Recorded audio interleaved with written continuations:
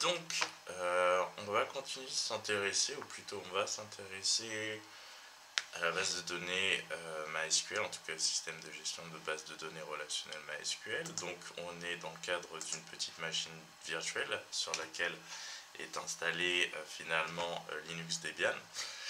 Et nous on va faire des petites choses. Donc j'avais déjà préparé des trucs.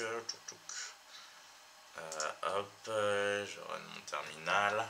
On va un peu regarder la tête de notre base de données. Donc MySQL-u pour user.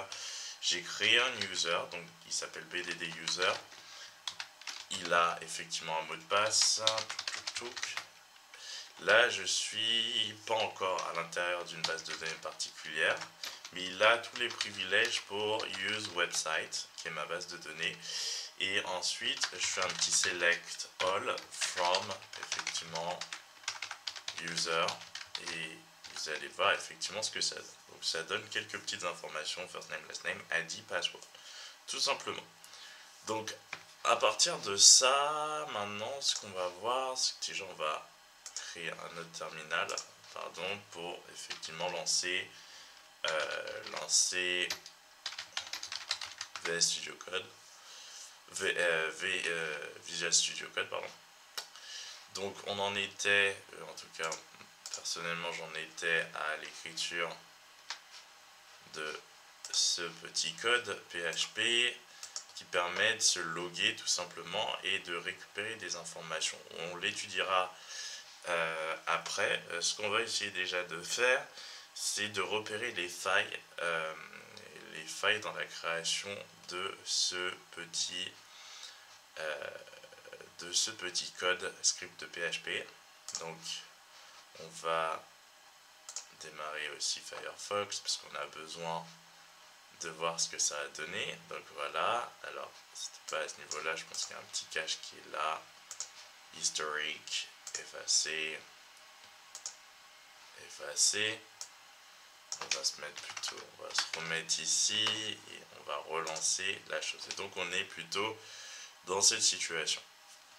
Donc login, we need your email and password. Email, password, en réalité c'est l'identifiant.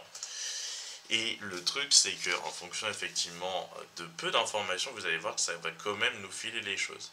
Donc si on regarde bien à l'intérieur de ce petit script, vous pouvez voir qu'on attend que lorsque la requête est émise, eh bien, alors ça c'est pas le bon, pardon, hop, c'est plutôt login treatment. Donc lorsque la requête est émise, c'est select first name, last name, ID, password from user, where ID est égal à identifier et password est égal à password. Vous allez voir que ça, on peut faire en sorte que cette partie soit en commentaire et que ça nous fournisse quand même l'information. Donc, alors qu'il n'y a pas de password justement. Donc comment est-ce qu'on fait ça? C'est ce qu'on appelle une petite injection SQL et on va effectivement mettre une fin à notre requête. C'est comme si en fait on était en train d'écrire une partie de la requête SQL qui se trouve derrière, donc du côté du PHP. Et là on met effectivement OR est égal à 1, tout simplement, et vous n'oubliez pas de mettre ça, tout le reste en commentaire. Donc tout ce qui est derrière, donc si on revient ici, tout ce qui est derrière,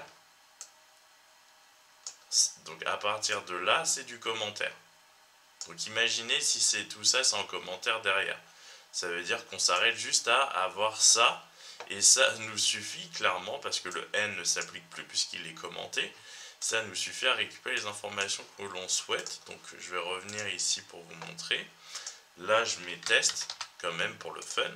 Et comme vous pouvez le voir, je récupère bien Boris Rose, l'information que j'étais supposé récupérer, mais en mettant email plus mot de passe.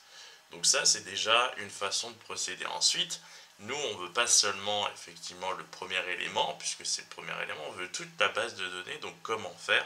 Et ce sera effectivement l'objet d'une prochaine vidéo. Alors, hop,